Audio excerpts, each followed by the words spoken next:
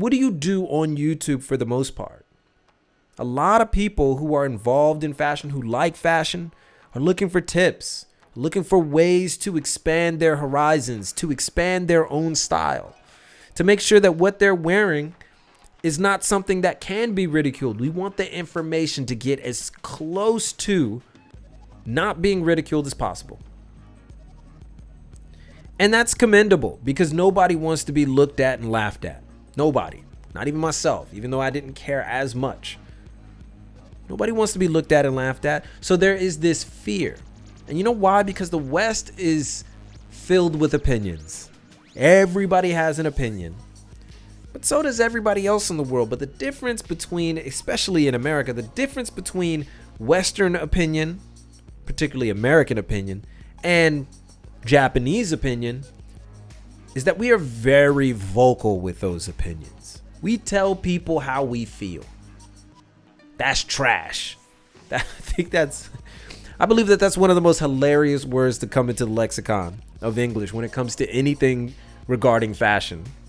That's trash. Sneakers, that colorway is trash.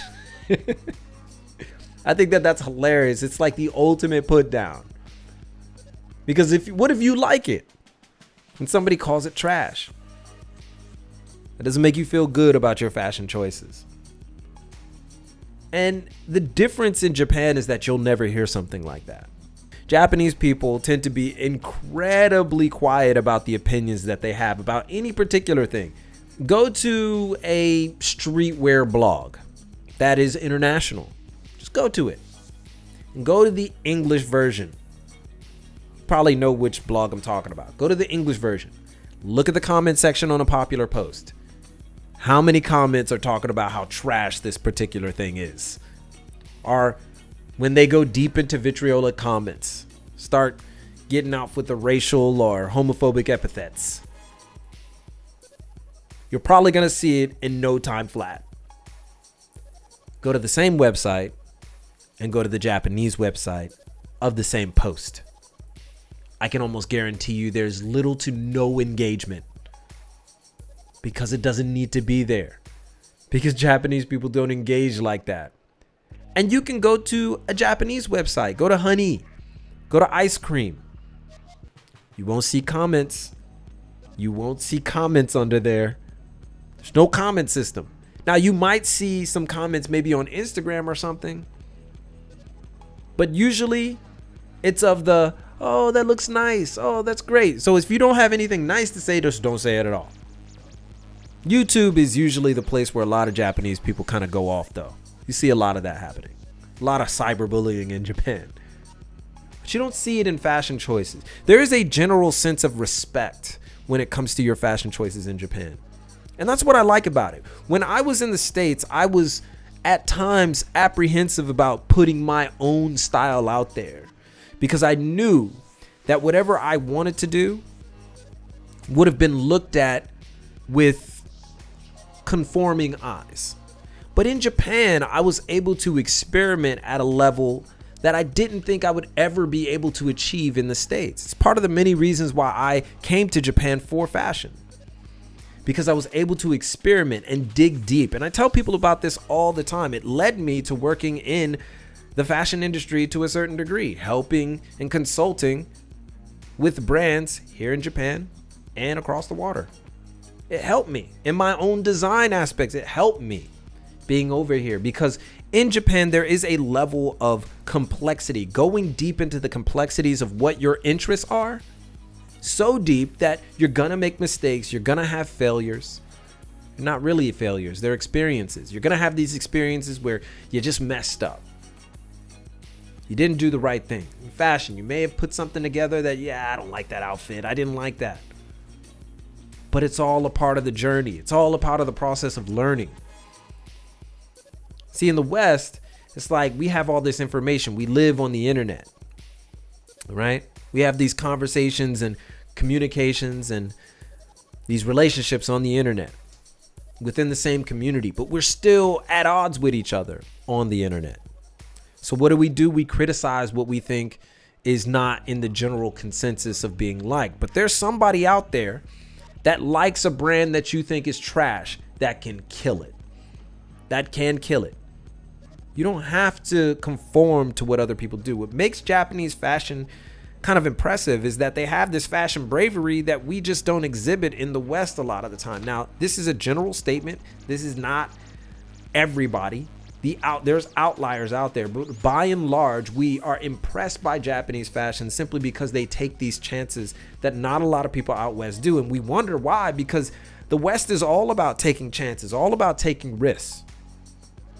My theory is that in the West, because we are able to say what we want to say, because we are able to express our opinions vocally, freely, when it comes to fashion choices and everything else, we are very conscious of what might be said. But in Japan, you do not have this.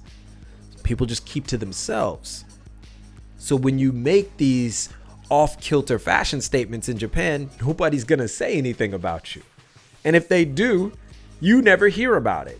You truly never hear about it.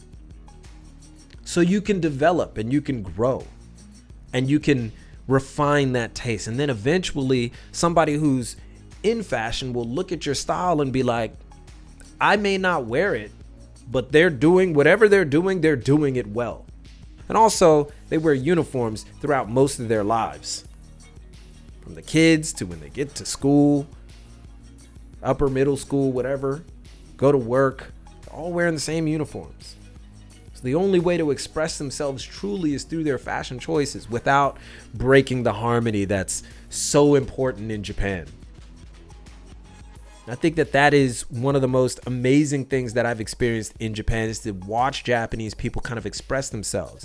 And I often say that the diversity of Japan is not within its people. Of course, 98% of the country, 99% of the country is homogenous, 99% Japanese. Most people are Japanese in this country.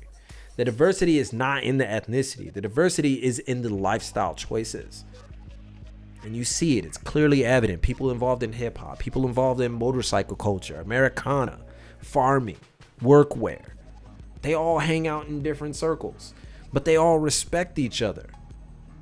There's a sense of togetherness that really can't be matched. And I admire it. I respect it. I want to be more like it. I don't want to be Japanese. Never wanted that. There are people who accuse me of that. You just want to be Japanese. No. I revel in the fact that I am an outsider looking in. I can respect these people without wanting to be them. In fact, I'd rather be who I am. And you don't have to do something directly. You can find a way to inch that in there. For example, I am a big fan of Japanese traditional clothing. Hakama, kimono, yukata, all of that. Am I going to wear a full-on Japanese outfit, traditional outfit out on the streets? Probably not, because I also like denim. I also like leather. I also like t-shirts. I like all that stuff. How can I put it together in something that works for me? I also like grunge styles. I like Americana styles. I like tech styles. How can I add this? Do I have to separate this and this? Can I focus on these two different styles? It allows me to create, manipulate, and find a way to add these styles into my wardrobe and add these elements into my wardrobe without conforming to one particular style. And what happens, it becomes complex. You start making ridiculous decisions to see how it works together. But once you refine it, once you get to that point where you're just like, yo, I think I got this, it becomes an incredible journey. It becomes an incredible flower. It blossoms. You find your way through it. Through the fog, through the forest, you find your way through it. That's where the outliers in fashion come from. That's where you see these outliers in the West. These people who take these risks, really, it took them a long time to refine that taste. They don't come out of the womb like, yo, I got this crazy idea for fashion. It's just going to work, yo. They don't come out of like as a baby like that. Like, yo, I got the hottest fit on right now and the dopest sneakers. Holla at me. Wham. They don't do that, bro. It's a process. And you got to respect that creativity. You got to let people create, let people do what they want. That's the only way that we can find new styles, that we can see new ways, that we can adapt to new, different things. That's the only way. But of course, my opinion is not the end all be all, and I want to hear from you guys. So let me know what you think. Why do you think that people have to conform to a particular style, or by and large, this is general, people are not a monolith, but generally speaking, out west, why do you feel that people may fear getting into a particular style than not getting into it, right? Why do they fear that? What's it gonna take to change that kind of opinion? All right, let that be known in the comments. And as always, it's your boy, keep it casual. Yoroshiku onegai shimasu. See you guys in a minute.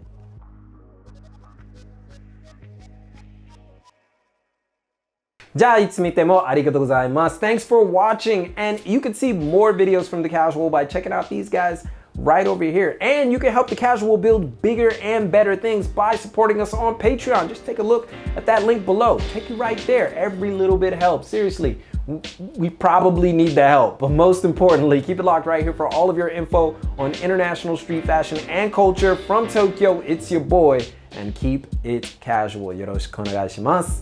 And I'll see you guys in a minute.